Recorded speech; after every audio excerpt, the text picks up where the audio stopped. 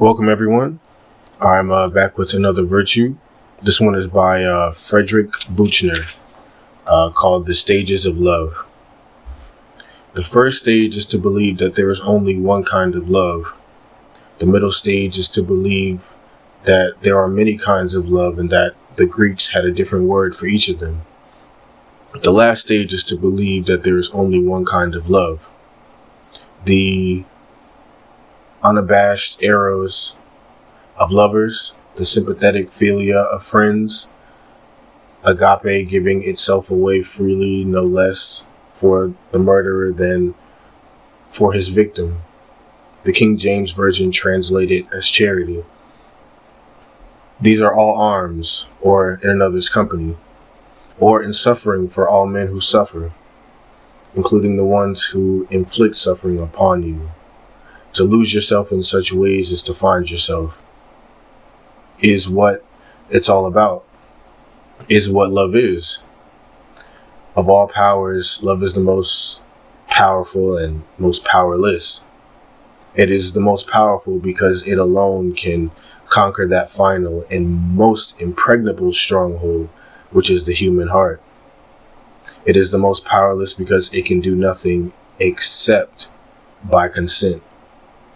In the Christian sense, love is not primarily an emotion, but an act of the will. When Jesus tells us to love our neighbors, he is not telling us to love them in the sense of responding to them with a cozy emotional feeling.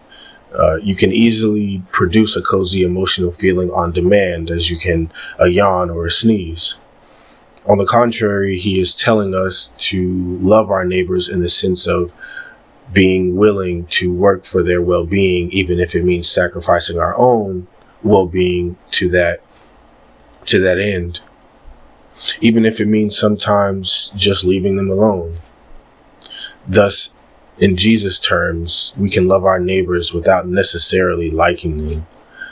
In fact, liking them may stand in the way of loving them by making us overprotective sentimentalists.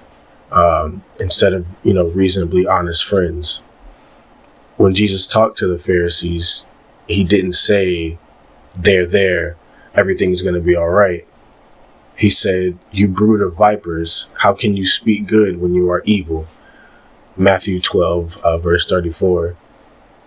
And he said that to them because he loved them. This does not mean that liking may not be a part of loving, only that it doesn't have to be. Sometimes liking follows on the heels of loving. It is hard to work for people's well-being very long without coming in the end to rather like them too.